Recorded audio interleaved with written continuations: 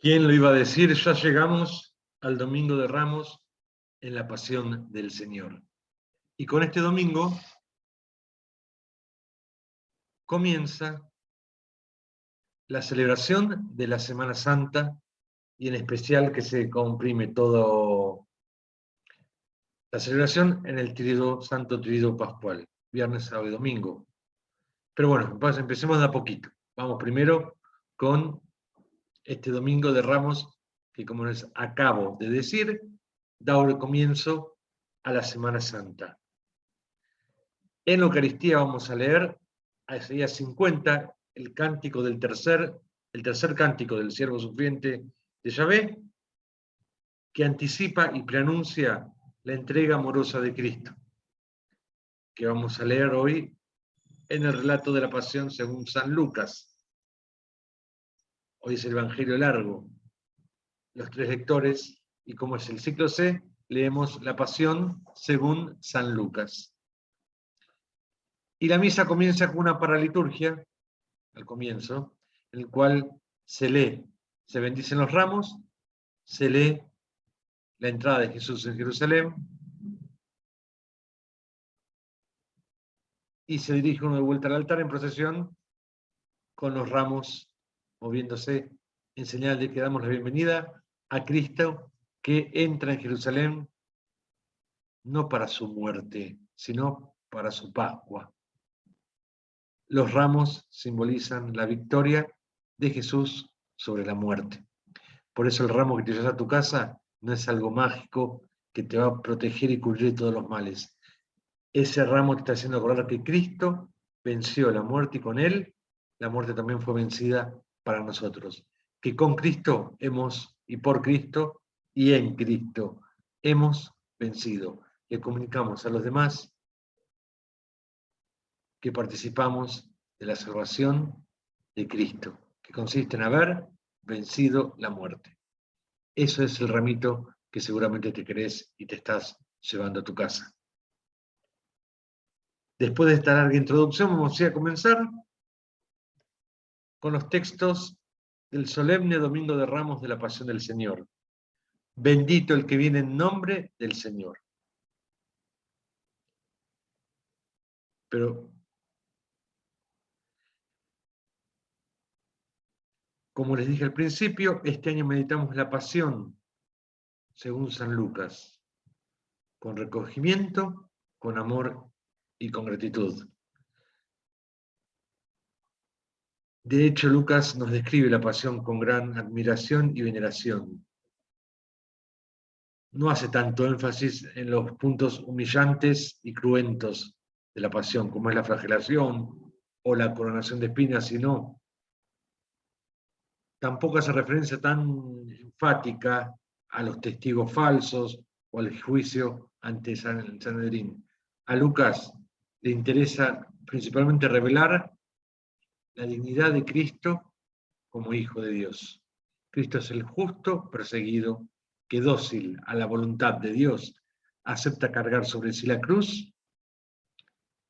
Cuando digo la cruz, digo todos los sufrimientos, y que al mismo tiempo ayuda a que nosotros, las otras personas, podamos volver a unirnos con Dios mediante el perdón. En el sacrificio de la cruz, Dios, Jesús, nos acerca el perdón de Dios. Ahora sí vamos a comenzar rezando, ¿les parece? En el nombre del Padre, del Hijo, del Espíritu Santo. Amén. Padre nuestro que estás en el cielo, durante esta época de arrepentimiento, ten misericordia de nosotros. Con nuestra oración, nuestro ayuno y nuestras buenas obras, transforma nuestro egoísmo en generosidad. Abre nuestros corazones a tu palabra, sana nuestras heridas del pecado, ayúdanos a hacer el bien en este mundo. Que transformemos la oscuridad y el dolor en vida y alegría. Concédenos estas cosas por Jesucristo nuestro Señor. Y acá es donde yo desaparezco porque se hace presente la palabra de Dios. Y como les dije al principio, el primer texto es tomado del Cántico del tercer siervo sufriente, el tercer cántico del siervo sufriente de Isaías. Isaías 54:7. No retiré mi rostro cuando me ultrajaban, pero sé muy bien que no seré defraudado. Lectura del libro del profeta Isaías. El mismo Señor me ha dado una lengua de discípulo, para que yo sepa reconfortar al fatigado con una palabra de aliento. Cada mañana Él despierta mi oído, para que yo escuche como un discípulo. El Señor abrió mi oído y yo no me resistí ni me volví atrás. Ofrecí mi espalda a los que me golpeaban y mis mejillas a los que me arrancaban la barba. No retiré mi rostro cuando me ultrajaban y escupían. Pero el Señor viene en mi ayuda. Por eso no quedé confundido. Por eso endurecí mi rostro como el pedernal y sé muy bien que no seré defraudado.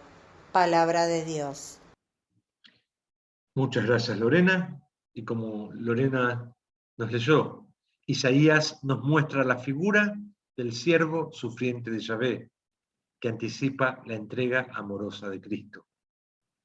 Este siervo manifiesta una gran docilidad filial ante los ultrajes, ya que tiene plena confianza en Dios. Y así anticipa la entrega de Cristo.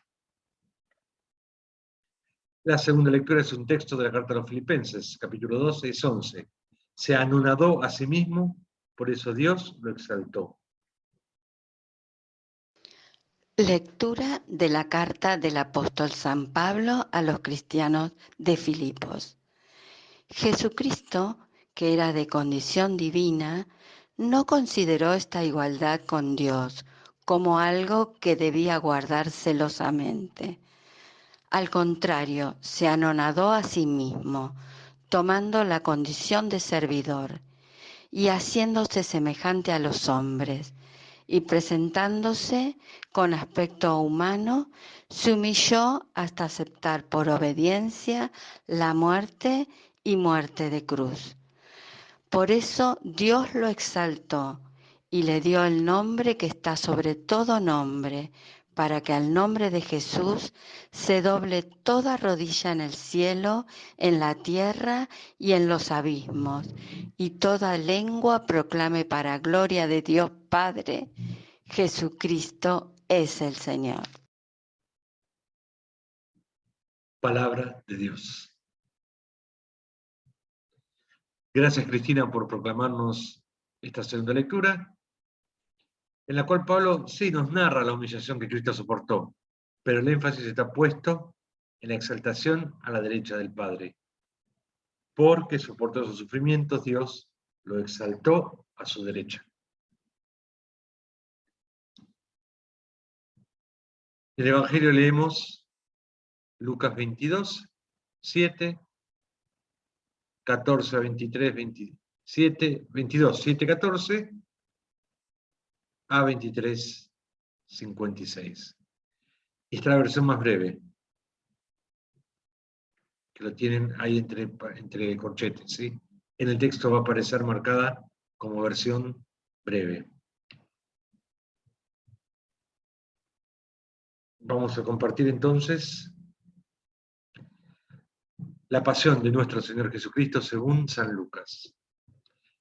Llegada la hora, Jesús se sentó a la mesa con los apóstoles y les dijo: he deseado ardientemente comer esta Pascua con ustedes antes de mi pasión, porque les aseguro que ya no la comeré más hasta que llegue a su pleno cumplimiento en el reino de Dios. Y tomando una copa dio gracias y dijo: tomen y compártanla entre ustedes, porque les aseguro que desde ahora no beberé más del fruto de la vid hasta que llegue el reino de Dios. Luego tomó el pan, dio gracias, lo partió y lo dio a sus discípulos, diciendo: esto es mi cuerpo, que se entrega por ustedes. Hagan esto en memoria mía. Después de la cena, hizo lo mismo con la copa, diciendo: esta copa es la nueva alianza sellada con mi sangre, que se derrama por ustedes. La mano del traidor está sobre la mesa junto a mí, porque el Hijo del Hombre va por el camino que le ha sido señalado, pero ay de aquel que lo va a entregar. Entonces comenzaron a preguntarse unos a otros quién de ellos sería el que iba a hacer eso. Y surgió una discusión sobre quién debía ser considerado como el más grande. Jesús les dijo: los reyes de las naciones dominan sobre ellas, y los que ejercen el poder sobre el pueblo se hacen llamar bienhechores. Pero entre ustedes no debe ser así. Al contrario, el que es más grande, que se comporte como el menor, y el que gobierna como un servidor. Porque ¿quién es más grande, el que está a la mesa o el que sirve? ¿No es acaso el que está a la mesa? Y sin embargo, yo estoy entre ustedes como el que sirve. Ustedes son los que han permanecido siempre conmigo en medio de mis pruebas. Por eso yo les confiero la realeza, como mi Padre me la confirió a mí. Y en mi reino ustedes comerán y beberán en mi mesa, y se sentarán sobre tronos para juzgar a las 12 tribus de Israel. Simón, Simón, mira que Satanás ha pedido poder para zarandearlos como el trigo, pero yo he rogado por ti para que no te falte la fe. Y tú, después que hayas vuelto, confirma a tus hermanos. Pedro le dijo: Señor, estoy dispuesto a ir contigo a la cárcel y a la muerte. Pero Jesús le replicó: yo te aseguro, Pedro, que hoy, antes que cante el gallo, habrás negado 3 veces que me conoces. Después les dijo: cuando los envíe sin bolsa, ni alforja, ni sandalia, ¿les faltó alguna cosa? Respondieron: nada. Él agregó: pero ahora el que tenga una bolsa, que la lleve; el que tenga una alforja, que la lleve también; y el que no tenga espada, que venda su manto para comprar una.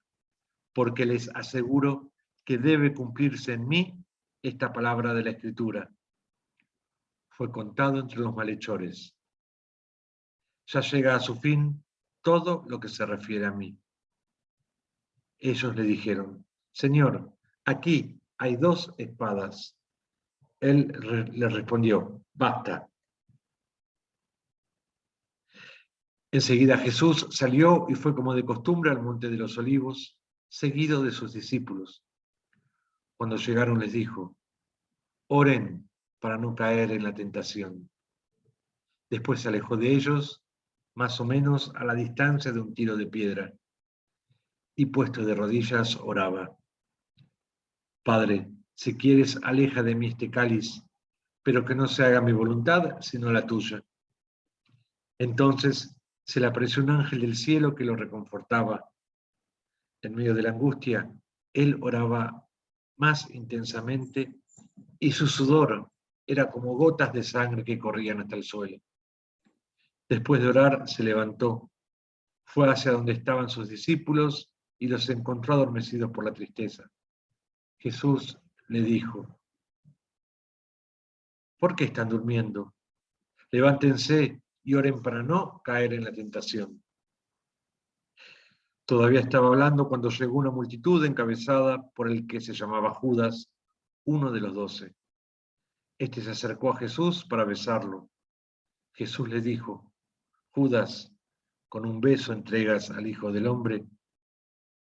Los que estaban con Jesús, viendo lo que iba a suceder, le preguntaron: Señor, usamos la espada. Y uno de ellos hirió con su espada al servidor del sumo sacerdote, cortándole la oreja derecha. Pero Jesús dijo: dejen, ya está. Y tocándole la oreja, lo curó.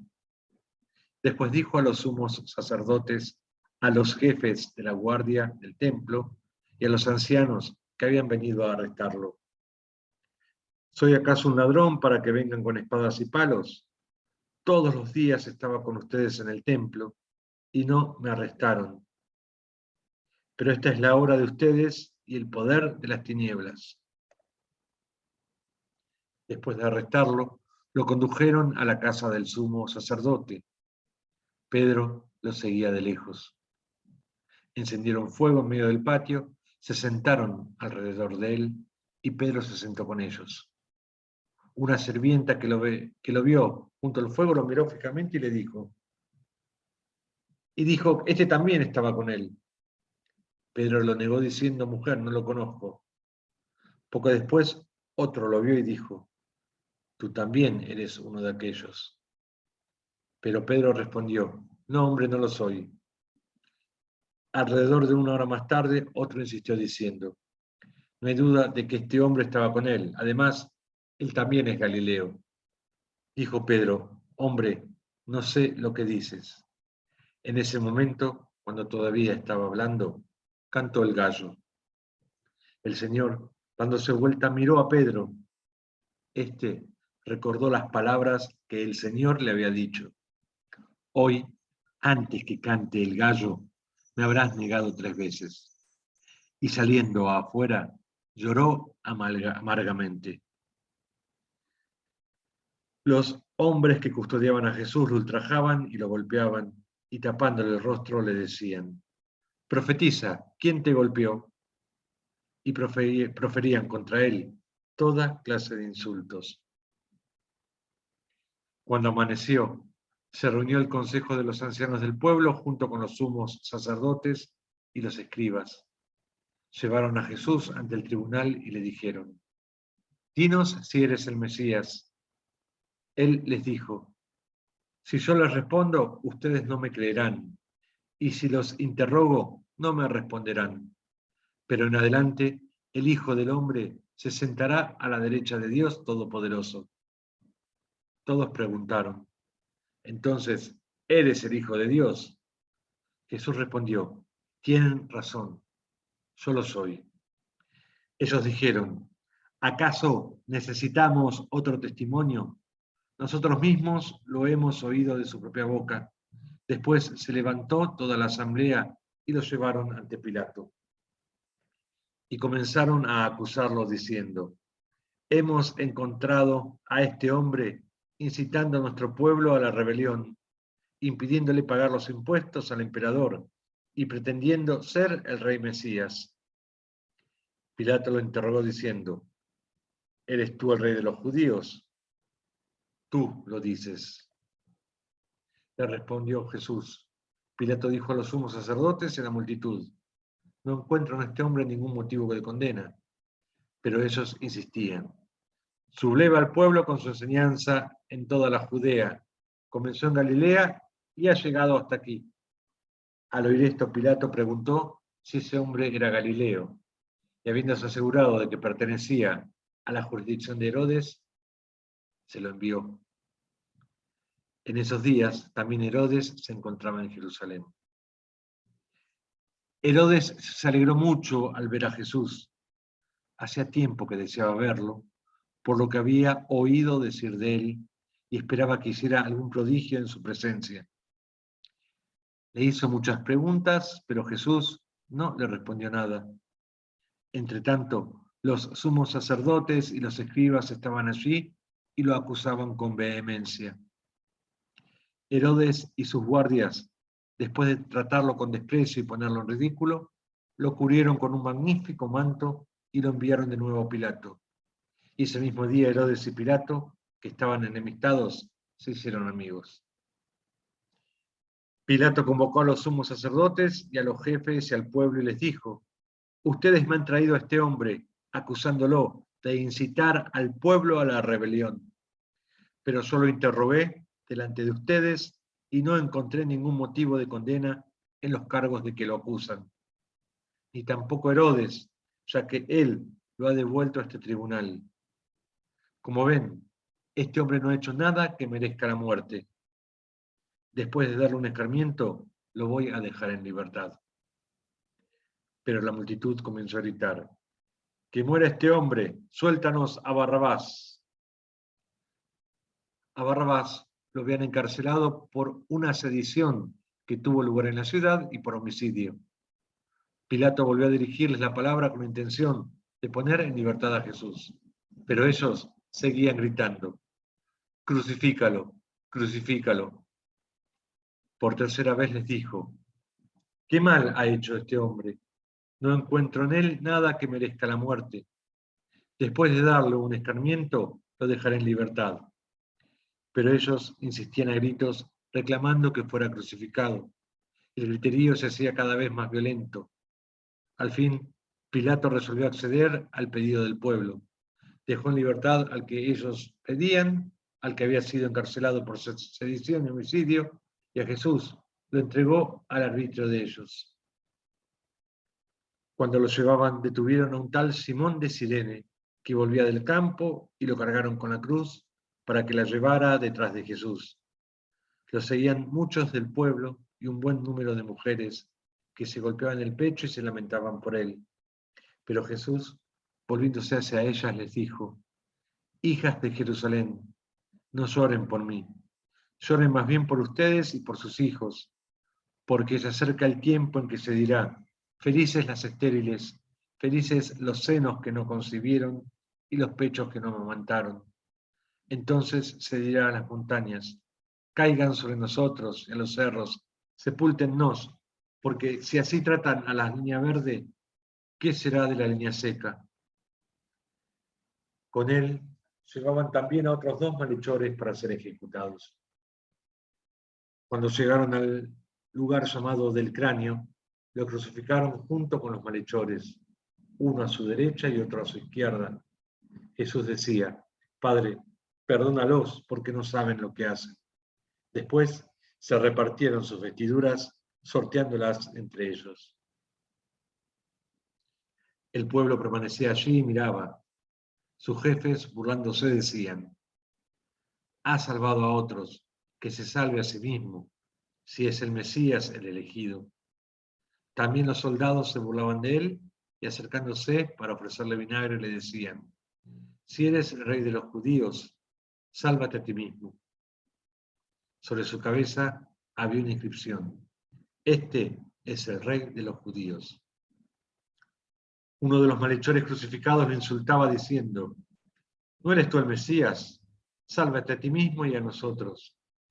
Pero el otro lo increpaba diciéndole: «¿No tienes temor de Dios, tú que sufres la misma pena que él? Nosotros la sufrimos justamente porque pagamos nuestras culpas, pero él no ha hecho nada malo». Y decía: «Jesús, acuérdate de mí cuando vengas a establecer tu reino». Y él le respondió: «Yo te aseguro que estarás conmigo en el paraíso».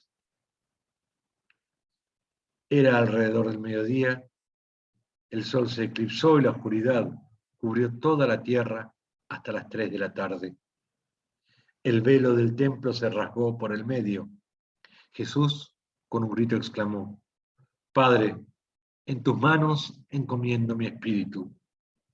Y diciendo esto, expiró.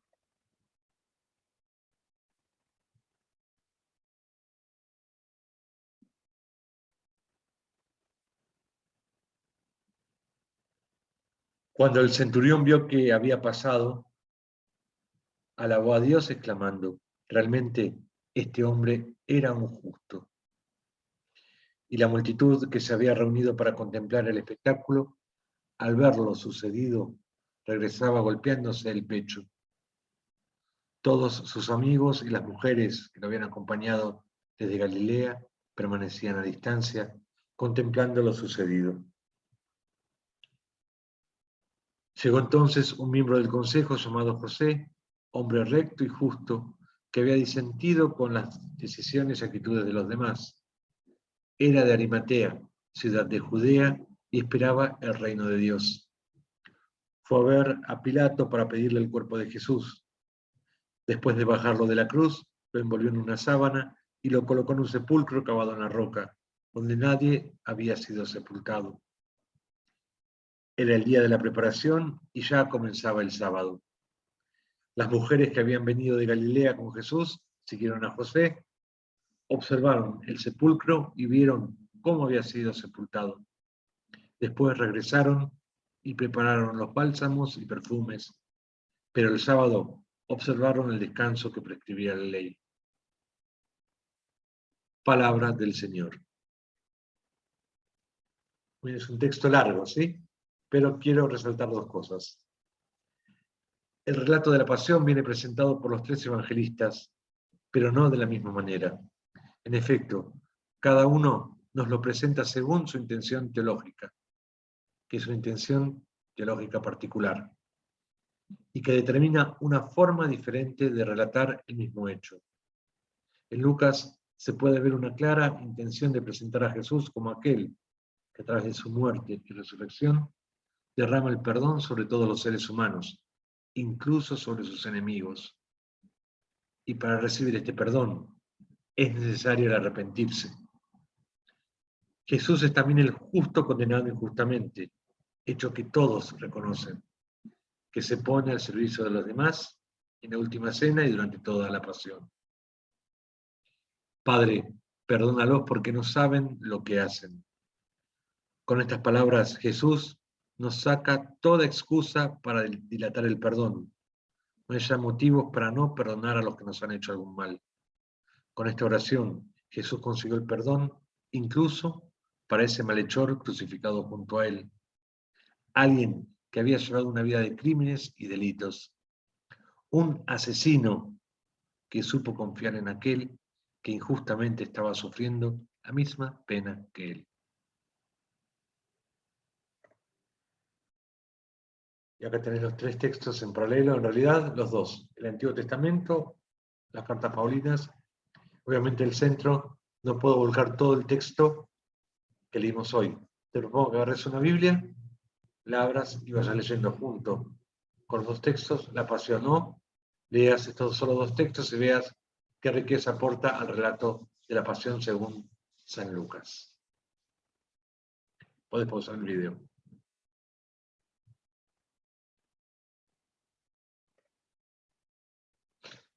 Y una vez que Dios te habló, corresponde que vos le respondas a Jesús con el Salmo 21, que es un salmo que supera a todos los salmos por la intensidad de la súplica y la impresionante descripción de los sufrimientos que aquejan al salmista. En este salmo se encuentra expresado el desamparo de un hombre justo que ha tocado el límite del sufrimiento físico y moral. Sin embargo, incluso de los mayores sufrimientos, el salmista suplica con una inquebrantable confianza en Dios.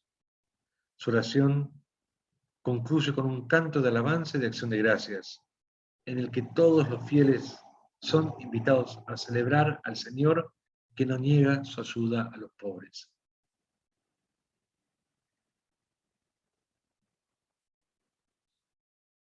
Las posibles lecturas. Primera con Israel.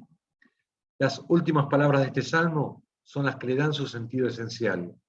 Aunque parezca paradójico, se trata de un salmo de acción de gracias. El salmista canta la acción de gracias de Israel resucitado a la vuelta del exilio. Lo que más llama la atención es que este poeta describe la liberación de su pueblo bajo el ropaje de un crucificado vuelto a la vida. Con Jesús, sí, en Jesús se dan hasta los más mínimos detalles sugeridos por el salmista. La agonía, el carácter infamante del suplicio, la sed causada por la deshidratación, los miembros dislocados, la sangre que emana de sus pies y manos, el golpe de gracia con la lanza, las vestiduras dadas a los verdugos con la costumbre, según la costumbre, los insultos de los acusadores. Y con nuestro tiempo, ¿por qué me has abandonado? Esta oración la podemos hacer nuestra, pero vayamos hasta el final y digamos, los que buscan al Señor alabarán, a vosotros vida y felicidad. Yo vivo para Él, he ahí la obra de Dios. Escuchar el salmo.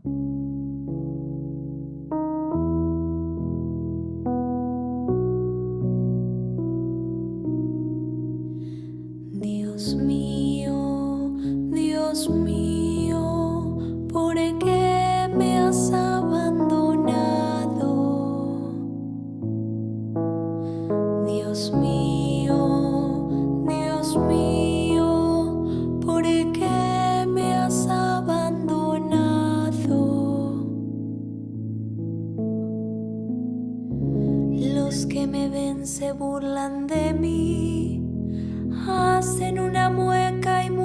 la cabeza diciendo, confío en el Señor, que lo libre, que lo salve si lo quiere tanto.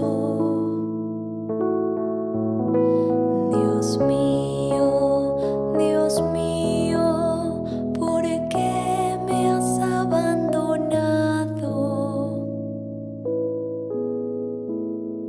Me rodea una jauría de perros, me asalta una banda de malhechores, taladran mis manos y mis pies, yo puedo contar todos mis huesos. Dios mío, ¿por qué me has abandonado? Se reparten entre sí mi ropa y sortean mi túnica, pero tú, Señor, no te quedas lejos. Tú que eres mi fuerza, ven pronto a socorrerme. Dios mío, ¿por qué me has abandonado? Yo anunciaré tu nombre a mis hermanos, te alabaré en medio de la asamblea. Alábenlo los que temen al Señor, glorifíquenlo descendientes de Jacob, témanlo descendientes de Israel. Dios mío, ¿por qué me has abandonado? Dios mío, ¿por qué me has abandonado?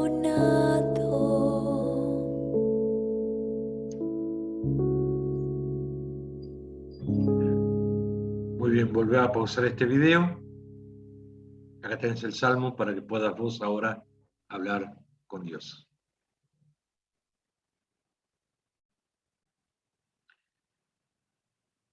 Y para terminar, recemos todos juntos la oración que el mismo Jesús nos enseñó. Padre nuestro que estás en el cielo, santificado sea tu nombre. Venga a nosotros tu reino y hágase tu voluntad en la tierra como en el cielo.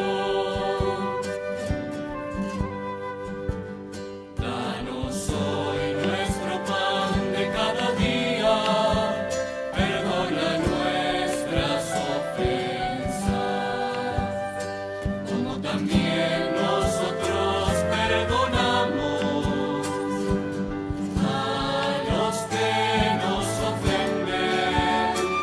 No nos dejes caer en la tentación y líbranos del mal.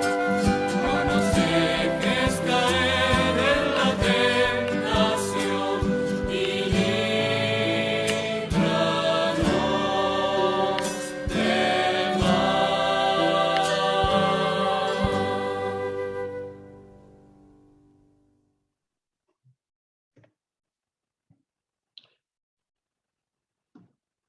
Y te dejo la consigna de esta semana. Es el momento ideal para dejar de lado todo rencor que me hace olvidar la alegría de la resurrección. ¿Qué cosas debes vencer para poder encontrar la paz y perdonar a las personas que te han lastimado?